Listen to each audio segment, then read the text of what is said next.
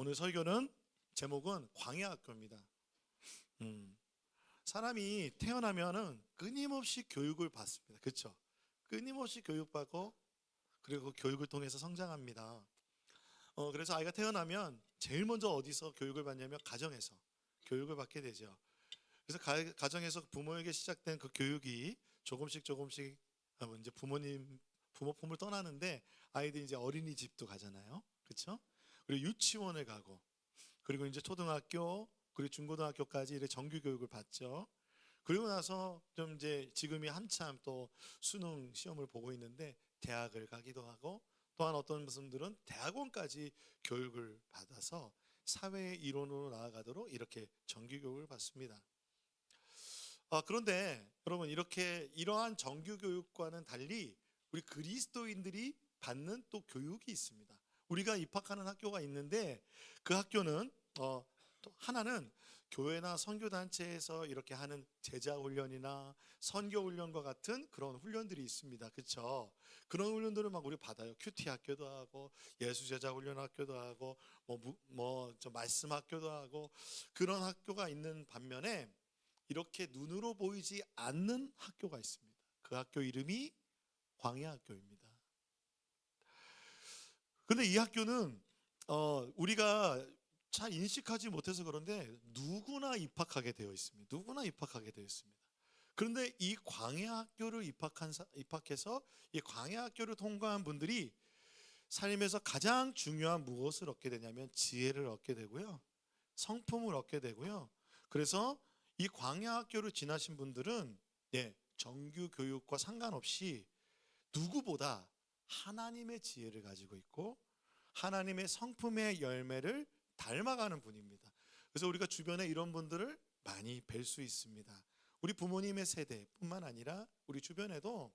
그래서 우리가 그렇기 때문에 한국 사람들이 가지고 있는 그 교육에 대한 교육열, 이만큼 배워야 내가 더 성품이 더 좋고 이만큼 배운 사람이 더 낫다라는 것은 그것은 세상의 생각입니다. 사실 성경에서는 그렇게 말하지 않습니다. 광야학교, 눈에 보이지 않는 이 광야를 찰스 스펄전이라는 사람은요 이렇게 얘기했어요. 너무 굴렸네요 제가. 하나님 나라 학생들을 위한 옥스퍼드 대학이자 케임브리지 대학이라, 그러니까 최고의 명문 대학의 이름이 광야학교라는 겁니다. 광야학교는 우리가 지금 이미 들어가 있는지도 모릅니다.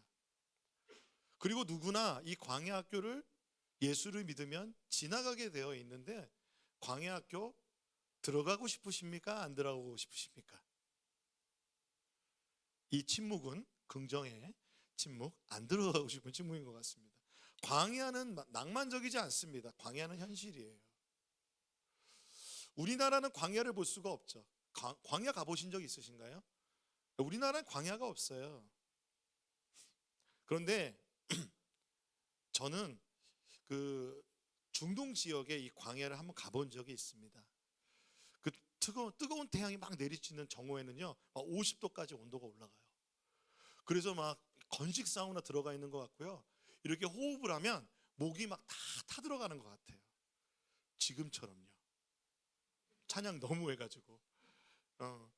그리고요, 밤에는요, 저 밤은 경험해 보지 못했는데 밤에는 그 뜨거움과 달리 그 정반대로 너무 매서운 추위가 찾아오는 거예요. 여러분 캠핑해 보신 분들은 다 아실 거예요. 이 매서운 추위. 근데 광야에서는 그거 상상할 수 없는 추위가 찾아옵니다. 그러니까 한마디로 광야는 살아남기 힘든 곳이죠. 광야에 들어가면 그 광야를 기쁘게 맞이할 사람이 없습니다. 이것이 이스라엘 백성도 마찬가지였어요. 10가지 재앙을 통과했잖아요. 그렇죠? 그래서 6월절을 통해서 하나님의 구원을 보았고, 그리고 홍해를 가르시고 이집트 최고의 군사들을 수장시키는 그 주님 앞에서 오늘 우리가 찬양한 것처럼 내가 주를 찬송하리 높고 영화로우신 주 말과 적군을 이기셨습니다 라고 찬양했습니다. 찬양하고 그리고 나서 눈앞에 펼쳐진 것은 뭐였냐? 바로 광야였습니다. 눈앞에 펼쳐진 현실은 아무것도 없는 광야. 낮에는 뜨겁고 저녁은 너무 추운 광야. 이 광야 학교에 이스라엘 백성들이 입학하게 된 것입니다.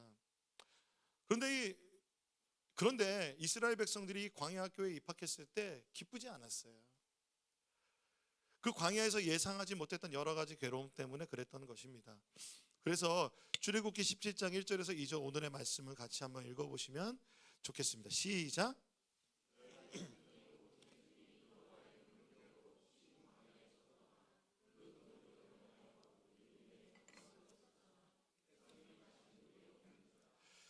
백성이 모세와 다투어 이르되 우리에게 물을 주어 마시게 하라. 모세가 그들에게 이르되 너희가 어찌하여 나와 다투느냐? 너희가 어찌하여 여호와를 시험하느냐? 우리가 읽은 본문에 지금 신광야를 떠나서 노정대로 르비딤의 장막을 쳤어요.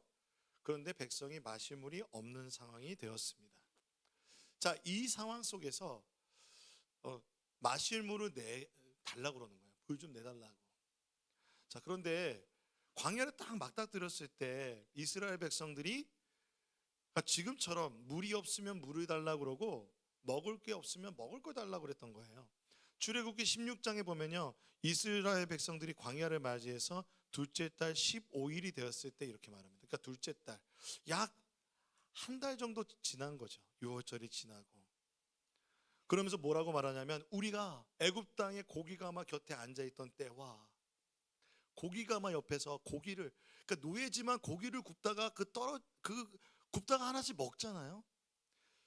그 냄새, 그 고기 냄새, 그리고 떡을 배불리 떡을 막 구우면서 떡을 옆에서 이게 얻어먹기도 하고 또 우리가 떡을 구우면서 먹기도 했던 그때를 기억하면서 그때 여호와의 손에 죽었더라면 좋았을 것을, 그러니까 6월절 때 차라리 죽을 걸, 어디 죽을 것이 없어서 이 광야에서 우리를 죽이는구나 라고 모세에게 불만을 합니다. 근데 이러한 원망을 한 번, 두 번 한 게 아니라요, 홍해 앞에서도 했잖아요. 지난주에 기억나시나요? 왜 이 광야에서 우리가 진짜 애굽에 매장지가 없어가지고 여기에서 우리 죽게 하느냐, 그렇게 말했던 이스라엘 백성들은 또 계속해서 불만하고 있는 거예요. 그러니까 먹을 게 없어서 지금 뭐예요? 떡과 고기에 대한 불만이었고 16장에는, 그리고 17장에는 마실 물에 대한 불만이었습니다. 그러나 하나님께서 그들에게 이 광야 가운데서요, 이러한 불만을 들으시고 하나님은 그들에게 만나를 내려주셨습니다. 그 만나를 내려주시면 은혜죠. 출애굽기 16장 4절에 보면 그때 여호와께서 모세에게 이르시되 보라, 내가 너희를 위하여 하늘에서 양식을 비같이 내리리니 백성이 나가서 일용할 것은 날마다 거둘 것이라. 이같이 하여 그들이 내 율법을 준행하나 아니하나 내가 시험하리라. 하나님이 일용할 양식을 주시는 거예요. 그 양식이 하늘에서 비같이 떨어진대요. 비같이 떨어지는 양식 드셔보신 적 있으십니까? 하나님이 하늘에서 비같이 떨어지게 하시는 양식, 일용할 양식. 당장 오늘 먹을 게 없었는데 하나님이 비같이 떨어지게 하시는 양식 먹어본 분 있을 것입니다. 그 양식을 주시면서 하나님은 이것을 원하셨습니다. 그들이 내 율법을 준행하는지 아니하는지 내가 시험하리라, 주님 말씀하셨어요. 그러니까 시험에 통과해 주신 게 아니라 음식을 다 주시면서 시험하신 것은 히브리어로 나사라는 것인데요, 테스트. 이 음식 문제가 굉장히 실제적인 거잖아요. 먹고 마시는 문제. 이 문제를 통해서 하나님은 하나님의 식과 법으로 사는지, 하나님의 율법대로 살아가는 하나님의 백성인지를 테스트, 시험하신다는 것입니다. 근데 이 테스트라는 것은요, 그러니까 템프테이션이 아니에요. 먹을 것을 줄까 말까 이렇게 유혹하는 것이 아니라 테스트는 훈련입니다. 그러니까 날마다 하나님께서 주시는 그 양식들을 보면서 하나님을 따라갈 것인지, 하나님이 어떤 분이신지, 그리고 내가 하나님 백성으로서 테스트하는 시간이라는 것입니다. 그래서 하나님은 아침에는 만나를 내려주셨어요. 비같이 내려주시고, 그리고 저녁에는 무엇을 주셨어요? 예, 고기 가마 고기 주셨어요. 고기가 뭐였냐면 메추라기였습니다. 메추라기 고기를 저녁에 먹여주셨습니다. 날마다 일용할 양식을 주셨고, 이 양식은 하나님의 원칙으로 날마다 약속되어 있었어요. 그렇죠. 그날 먹은 양식 그대로 그날 주셨어요. 뭘 하면 안 돼요? 다음 날까지 보관하고 있으면 안 돼요. 그게 하나님께서 하나님의 말씀을 지키는지 안 지키는지 보시는 거예요. 메추라기도 마찬가지예요. 근데 이 메추라기와 만나가 정확하게 광야 생활 40년 동안 하나님 약속하신 대로 공급되었고, 가나안 땅 들어갈 때 멈추었어요. 그렇다면 이들이 이 르비딤까지 도착할 동안에 충분히 먹고 있었다는 거예요. 그리고 하나님께서는 구름 기둥과 불 기둥으로 인도해 주셨죠. 낮에는 구름 기둥으로 해를 가려 주시고, 저녁에는 불 기둥으로 따뜻하게 해 주셨어요. 여러분, 이렇게 하나님이 함께 해 주심이 있는데 르비딤에 딱 도착해서 물이 없는 거예요. 물이 없고 목이 마르니까 이 떼약볕 가운데 200만이나 되는 사람이 모세를 향하여 대항하여서 물을 내놔, 마실 물 내놔 라고 하는 겁니다. 그러니까 모세가 얘기하는 거예요. 너희가 어찌하여 나와 다투느냐? 너희가 어찌하여 여호와를 시험하느냐? 라고 말합니다. 다툼과 시험. 그리고 그러니까 광야를 만난 우리의 상황 속에서 원망하고 다툼이 생기는 것이 여호와를 시험하는 거라는 거예요. 여호와를 시험한다는 건, 이 시험이 똑같이 하나님이 우리를 시험하듯이 낫사라는 단어를 썼어요. 여러분, 우리가 하나님 시험할 수 있습니까, 없습니까? 우린 있다고 믿어요. 현대의 많은 사람들, 세속주의적인 생각 안에서 우리가 하나님을 많은 신들 중에서 우리가 선택했다고 생각해요. 하나님이 우리를 부르셨다고 믿지 않고, 우리가 하나님을 많은 신들 중에서 내가 선택해서 이 신을 내가 믿었다고 생각하기 때문에, 그러니까 하나님은 내가 테스트한 거예요. 믿을만 한지, 내가 정말 내 삶을 걸어도 될지 테스트 해본 거예요. 그런데 오늘 7절에 보니까 이 르비딤이라는 지역을 모세가 마사 또는 무리바라고 했습니다. 이스라엘 백성이 서로 다투었다는 거예요, 물 문제 때문에. 그런데 이 다툼이 7절에 보면 여호와를 시험하는 것과 같았다는 거예요. 하나님이 우리 중에 계신지 안 계신지 시험했다는 거예요. 모세하고 다퉜는데, 사실은 이제 출애굽기는 구약이잖아요. 출애굽기의 시대에는 여러분 지금처럼 이제 목사님은 하나님이 보내신 사자야 이거 아니라, 그때 당시는 모세가 하나님의 대언자였습니다. 그렇기 때문에 물에 대한 문제를 모세에게 불평하는 것은 하나님께 불평하는 것과 같은 의미로 지금 성경은 쓰여져 있는 거 아닐까요? 그러니까 하나님과 다투고 하나님을 시험하는 이유는 무엇입니까? 하나님 계슈 안 계슈? 하나님 정말 우리 가운데 있습니까, 없습니까? 여러분 생각해 보세요.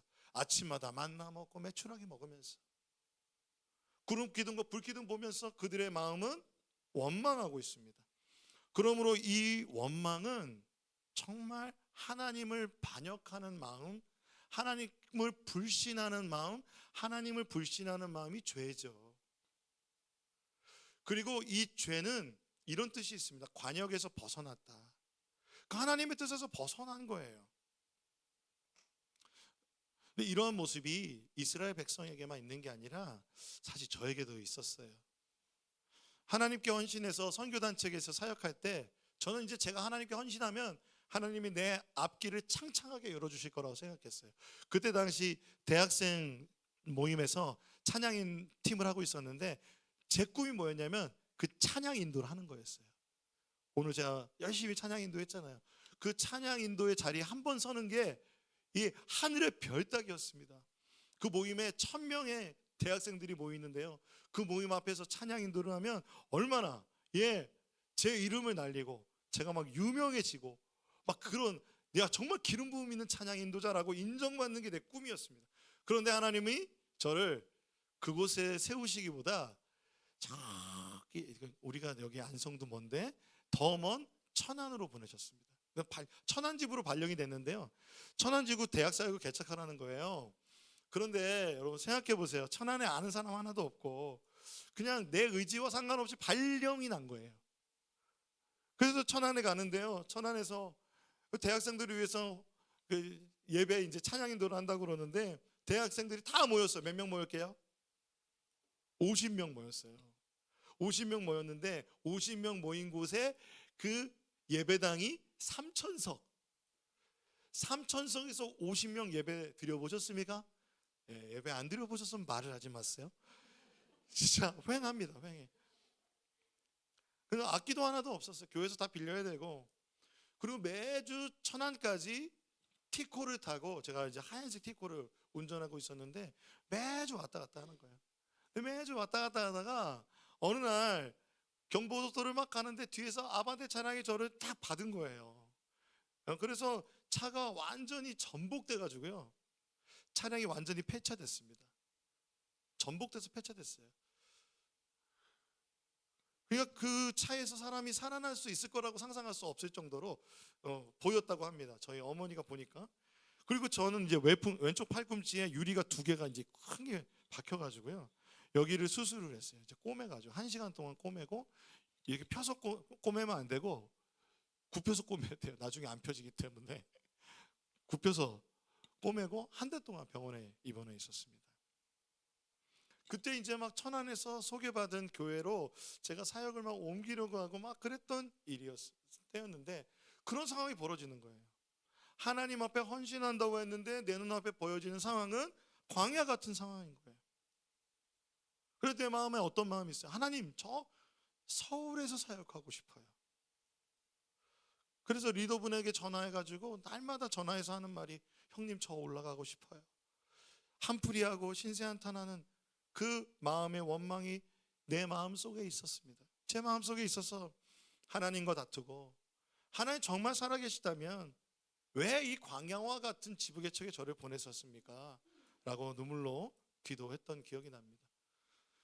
그리고 제 삶 속에 무리바와 낫 사이의 괴로움이 제 마음에 있었던 것입니다. 광야에서 겪게 되는 원망이라는,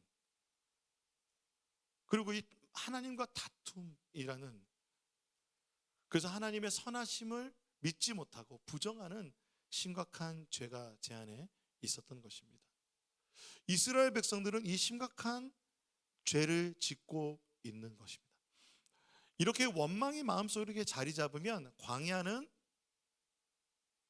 하나님 앞에 훈련받는 광야 학교가 아니라 광야는 형벌로 느껴집니다. 이스라엘 백성들은 그러니까 매번 불평하고 불만하고 왜 여기 나와서 죽게 하느냐라고 말하면서 하는 말이 꼭 똑같이 하는 말이 그거잖아요. 왜 여기서 죽게 하느냐, 죽게 하느냐, 죽게 하느냐. 형벌로 느낀 거예요. 이 형벌로 느낀 그 세대는 광야 40년 동안 결국 광야에서 생애를 마감하고요. 약속의 땅으로 들어가지 못하는 비극을 경험하였습니다. 고린도전서 10장에 보면 그 말씀을 그대로 바울이 이렇게 얘기합니다. 그들 가운데 어떤 사람들이 원망하다가 멸망시키는 자에게 멸망하였나니 너희는 그들과 같이 원망하지 말라. 그들에게 일어난 이런 일은 본보기가 되고 또한 말세에 만난 우리를 깨우치기 위하여 기록되었느니라. 우리를 깨우치기 위해 기록되어 있다. 이 출애굽기 말씀이. 그런즉 선줄로 생각하는 자는 넘어질까 조심하라. 넘어질 때 어떻게 넘어져요? 원망하는 마음 때문에. 하나님의 선한 일을 위하여 부름을 받아 하나님께서 허락하신 광야를 들어갈 때 그 광야가 학교가 아니라 넘어짐이 되는 거죠. 출애굽한 이스라엘 백성들은 반드시 이 광야를 통과해서 약속된 가나안 땅으로 들어가야 합니다. 다른 길은 없었습니다. 광야를 통과해야 했습니다. 그렇기 때문에 하나님이 함께해 주심을 이미 보았잖아요. 그 본 하나님을 믿고 하나님을 따라갔다면 그들은 40년이 아니라 하나님이 약속하신 그 시간 안에 성경에 보면 약 1년 정도 안에 하나님께 모든 채비를 하고 아마 들어갔을 거예요. 그런데 그들은 40년 동안 광야 생활을 하게 됩니다. 그런 그들이 오늘 르비딤에서 보여지는 모습은 목마름을 참지 못해서 그 회중들이 200만이 모세를 죽이려고 하는 것, 하나님을 시험하여 하나님이 계신지 안 계신지 시험하고 있습니다. 그렇다면 여러분, 이 광야 학교에서 우리가 오늘 배워야 될 건 무엇일까요? 저는 그거 같아요. 광야를 받아들이는데 내 안에 지금 임한 이 광야를 하나님께서 나를 빚어가시는 학교로 받아들이는 것입니다. 여러분, 성경 안에요, 이 광야 학교를 통과하지 않은 하나님의 사람이 한 명도 없어요. 존 비비어라는 분은 이렇게 얘기해요. 광야의 흔한 특징이 하나님이 곁에 계시지 않는 것과 같은 느낌이라고 합니다. 여러분, 그렇다면 상황 속에서, 또 여러분의 감정 속에서, 또 여러분이 하나님 정말 나와 계십니까? 나와 같이 계시지 않는 것 같은 느낌을 들 때 광야라는 것이죠. 그런 광야를 우리가 맞이할 때 부정하는 것이 아니라 하나님 나를 왜 벌 주십니까? 라는 것이 아니라 하나님의 사람들과 같이 이 광야에 나를 불러주심에 대해서 받아들이는 것입니다. 성경에 보면 욥이 그랬고요, 다윗이 아둘람 굴의 시간을 보냈고요, 사도 바울이 수많은 매질과 죽음의 위협과 그리고 동족 유다로부터 거절을 당했고요, 사도 요한은요 박해를 받는 광야 한가운데 요한계시록을 써내려갔습니다. 수많은 믿음의 사람들이 고초를 당하고 순교를 당하고 핍박을 당하였습니다. 이것이 광야죠. 예수님께서 이 땅에 오셔서 우리를 위해서 먼저 공생애를 시작하시기 전에 하나님, 예수님은 영광의 자리로 가지 않으시고 40일 동안 광야로 나가셨습니다. 예수님이 먼저 광야로 나아가셔서 그 모든 시험을 이기시고 이기신 그 승리를 우리에게 주신 분이 예수 그리스도인 줄로 믿습니다.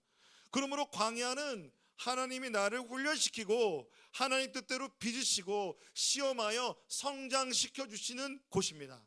여러분 믿으십니까? 신명기 8장 2절에 보면 내 하나님 여호와께서 이 40년 동안에 내게 광야길을 걷게 하신 것을 기억하라. 이는 가나안 땅 앞에서 이제 하는 말씀이시죠. 너를 낮추시며 너를 시험하사 내 마음이 어떠한지 그 명령을 지키는지 지키지 않는지 알려 하심이라. 광야에서는 광야를 받아들일 때 우리는 주님 앞에 낮아지는 것입니다. 하나님께 시험을 받아 하나님의 뜻대로 살아가는 하나님의 백성이 되어가는 것입니다. 그래서 나를 단련하여 정금과 같이 나오게 하실 것을 기대하기 때문에 이 광야를 받아들일 때 우리의 마음에 일어나는 것은, 여러분에게 권해드리고 싶은 것은 감사의 기도입니다. 광야를 맞닥뜨리고 감사할 수 있습니까? 없습니까? 사실 감사할 수 없습니다. 받아들이기도 어렵습니다. 그런데 빌립보서 말씀에 이렇게 되어 있죠. 모든 일을 원망과 시비가 없이 하라. 이는 너희가 흠이 없고 순전하여 어그러지고 거스르는 세대 가운데서 하나님의 흠없는 자녀로 세상에서 그들 가운데 빛들로 나타내며, 우리가 세상 가운데 빛들로 나타내는 그 놀라운 광야 가운데서 원망과 시비가 아닌 하나님께 감사로 나아갈 때 우리는 흠없고 순전하여 빛 가운데로 빛들로 나타나게 될 줄로 믿습니다. 그러므로 시편 100편 4절을 같이 한번 읽어볼까요? 시작. 감사함으로 그 문에 들어가며 찬송함으로 그의 궁정에 들어가서 그에게 감사하며 그의 이름을 송축하시오.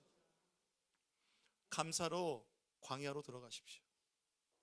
광야에 있다면, 광야로 들어간다면, 내 삶이 광야라면 이것을 감사할 수 없죠. 그러나 감사로 들어갈 때 그곳이 하나님의 거룩한 성소가 될 줄로 믿습니다. 제가 교통사고를 당한 그때 병원에 입원해 있는데 천안지부 개청 멤버로 있던, 지금은 서울의 그 광염교회의 부목사로 있는 성백철 목사라는 친구가 찾아왔습니다. 사실 그 친구가 찾아오기 전에 서울 대학사역에 있는 선배 간사님들이 그 병문안에 오셨어요. 병문안에 오셔서 이렇게 말씀하시는 거예요. 천안에서 고생할 만큼 했으니 이제 서울로 올라와라, 이렇게 말씀하시는 거예요. 그래서 내가 오예, 드디어 올라간다. 고생 끝 행복 시작, 막 이렇게 생각한 거예요. 막 그렇게 생각하면서 들떠 있었어요. 아, 형님들이 내 그 헌신을 알아주셨구나, 선배님들이, 리더들이 알아주셨구나 라고 하면서 그렇게 들떠 있는 저에게 제 친구 목사가, 그 성백철 목사가 이렇게 얘기하는 거예요. 우리가 이런 일을 당할 때마다 얼마나 하나님이 이 땅에 우리를 부르셨는지 알 수 있고, 얼마나 올바른 자리에 우리가 있는지 알 수 있는 것 같아 라고 말하는 거예요. 이 말을 제가 지금 정확한 워딩을 다 기억하지 못하지만 이런 말이었어요. 그리고 눈이 반짝반짝반짝반짝 하면서 그 진솔한 마음으로 얘기를 하는데 제가 그냥 받아들이게 됐어요. 그래서 저는 하나님 앞에 기도했습니다. 천안지부 개척이라는 광야에 하나님 나를 부르셨음을 받아들였습니다. 그리고 제가 그곳에서 4년 동안 원 없이 사역했습니다. 진짜 원 없이 사역했습니다.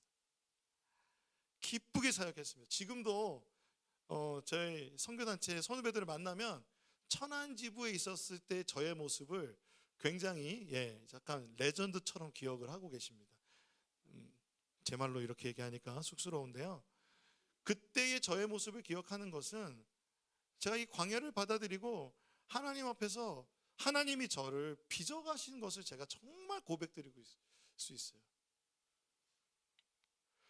광야를 인정하고 받아들이고 그리고 감사로 나아갈 때 해결해야 될 게 하나 있겠죠. 뭐예요? 원망과 시비를 하나님 앞에 회개하는 것입니다. 그 받아들인다는 것은 두 가지 과정이 있는 거예요. 그러니까 감사, 이 상황에 대해서, 광야에 대해서 내가 정말 내 마음 그렇지 않지만 하나님 때문에 감사하는 것이고, 또한 내 마음에 일어났던 이 원망과 시비와 이 부정적인 마음이 하나님으로부터 온 것이 아니고 나의 죄로부터 온 것을 인정하고 회개하는 것입니다. 그리고 하나님의 주시는 흠없는 자녀로 세상의 빛들로 나를 세우실 그 정체성을 받아들이는 것, 돌이키는 것입니다. 회개는 돌이킴입니다. 그저 말로만이 아니고 마음으로 돌이켜서 정말로 그 삶 안에서 하나님 앞에 나아가는 것입니다. 그래서 이 회개는 굉장히 실제적입니다. 오늘 말씀에도 실제적입니다. 우리 안에 깨어져야 하는 것이 바로 그 광야 가운데 있는 원망과 시비의 마음입니다. 이 죄가 깨어져야 되는데 하나님께서는 그래서 출애굽기 17장 5절 6절에 보면 모세에게 이렇게 말씀하십니다. 이스라엘 장로들 데리고 가서 나일강을 치던 내 지팡이를 손에 잡고 가라. 그리고 호렙산에 있는 그 반석 위 거기에 딱 서면 내가 네 앞에 서리라. 그러면 그 지팡이로 반석을 내리치면 그곳에서 물이 나오리니 백성이 마시리라. 나일강을 치던 지팡이가 무엇입니까? 나일강을 치던 지팡이는 심판의 지팡이죠. 애굽 땅에 모든 먹고 마실 것을 주는 풍요의 상징이 나일강이었죠. 10가지 재앙의 그 모든 신들의 첫 번째 재앙의 심판이 나일강을 내리치는 것이었죠. 하나님이 그 내리치신 것 같이 원망과 시비라고 하는 우리 마음속에 있는 우상을 주님께서는 그 지팡이로, 모세에게 주신 그 지팡이로 그 반석을 내리치게 하신 것입니다. 원망하고 완악한 마음을 치는 대신 반석을 내리치심으로 주님께서는 그들에게 물을 내어주셨습니다. 그냥 주신 것이 아닙니다. 굉장히 상징적인 의미인데 여러분, 이 반석 되신 주님이 누구이십니까? 바로 예수 그리스도시잖아요. 우리가 찬양하잖아요. 만세 반석, 예수 내 반석. 예수님이 우리의 반석이 되어 주십니다. 하나님은 예수 그리스도 그 반석을 내리치셔서 우리가 받아야 되는 심판의 모든 그 정죄와 그 모든 아픔들을 십자가에서 자기의 아들을 내리치셨습니다. 골고다 언덕 십자가에서 우리의 모든 죄를 지고 돌아가신 예수님께서 그 허리에 창에 찔리실 때 주님의 물과 피가 나오시는 그 모습이, 여러분, 우리가 그분을 믿을 때 우리의 배에서 생수의 강이 흘러나리라 주님 말씀하셨습니다.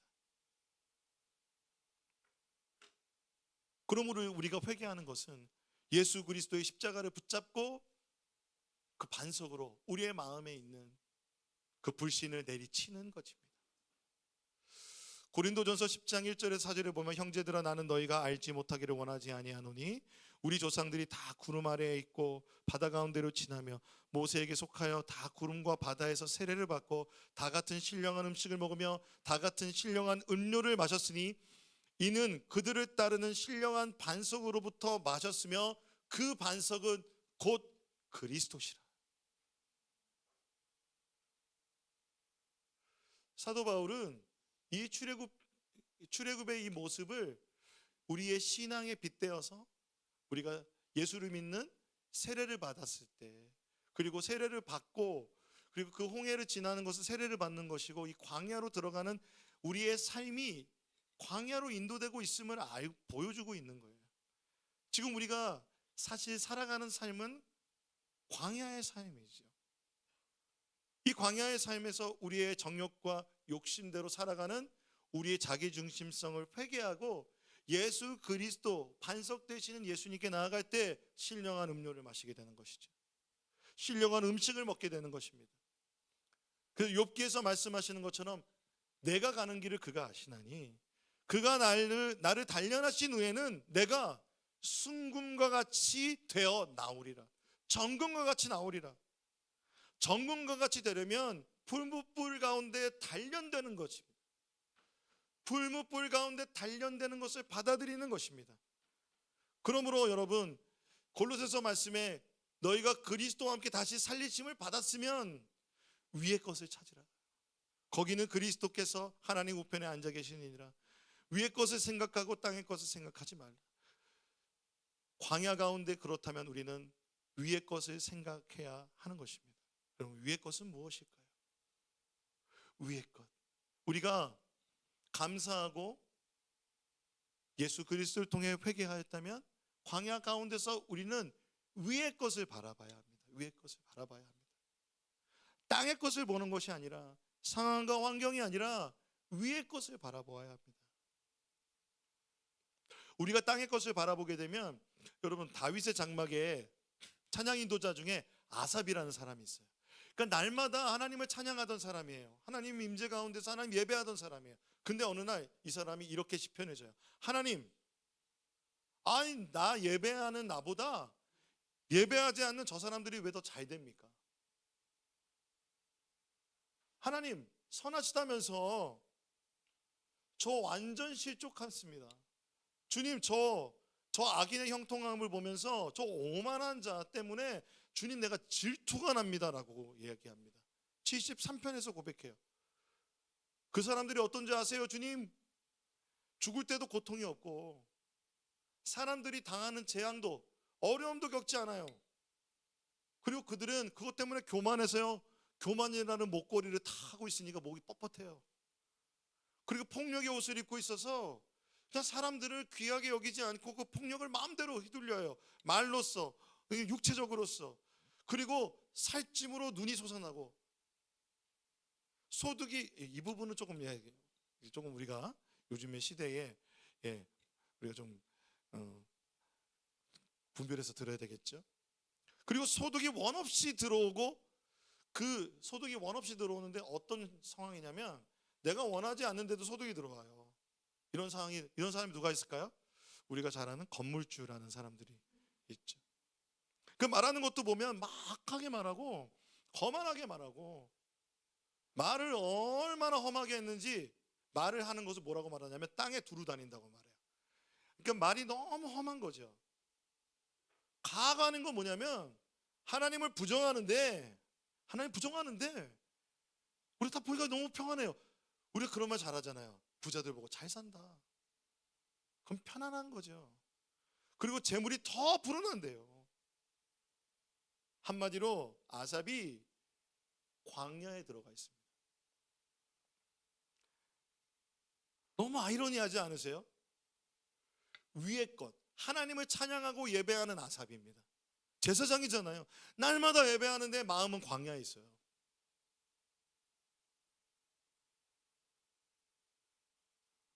오늘 하나님을 예배하는 이 자리에 우리가 하나님을 찬양하고 예배하고 만난 이 순간 우리의 마음속에 광야가 있다는 거예요. 우리 마음속에 광야가 있을 수 있다는 것입니다. 그러면서 이렇게 얘기하는 거예요. 73편 14절에 나는 종일 재난에 당하며 아침마다 징벌을 받았도다. 하나님 예배하는 자리에 있으면서 그 마음이 광야에 있는 그는 너무 괴로워요. 괴로울 수밖에 없어요. 이거 누가 제일 잘하겠어요? 목사님 제가 제일 잘 알죠. 마음이 광야로 들어갈 때가 왜 없겠어요, 목사가? 여러분, 그래서 세 번역에 뭐라고 말하냐면 하나님, 주님께서 온종일 나를 괴롭히셨으며 아침마다 나를 벌하셨습니다. 땅의 것을 바라보며 우리의 마음이 광야로 들어갈 때 온종일 괴롭힘을 당하고 아침마다 나를 벌하시는 것 같은 거예요. 그런데 아삽이 답을 찾았습니다. 우리가 말한 것처럼 감사와 회개로 나아가며, 그리고 그가 들어간 곳은 어디냐면 하나님의 성소였습니다.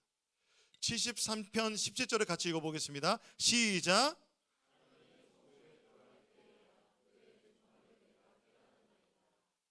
아삽은 성소에 들어갈 때 그 악인들의 종말을 알게 되었어요.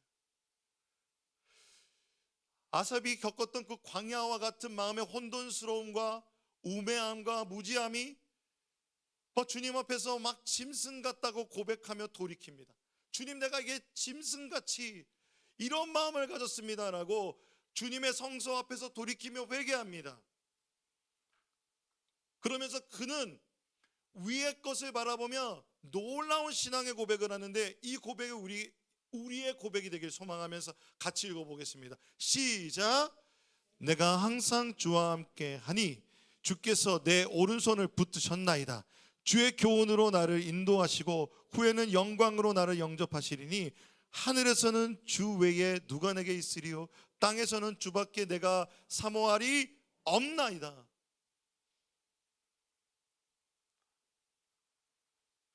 성소에 들어가니까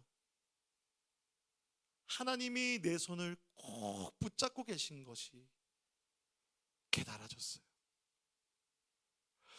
하나님 어디 계신지 나 모르겠다고 그렇게 고백했는데, 하나님 안 보인다고 말했는데 주님이 오른손을 꼭 붙잡고 계신 거예요. 사랑하는 성도 여러분, 주님이 여러분의 오른손을 꼭 붙잡고 계십니다. 나는 놨다고 생각하잖아. 근데 주님이 여전히 붙잡고 계신 거예요. 그 주님의 손이 여러분을 붙들고 계십니다. 아삽이요, 늘 예배했잖아요.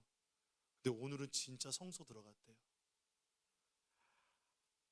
하나님의 그 손 붙잡고 갈 때 우리의 예배는 새롭게 되는 것입니다.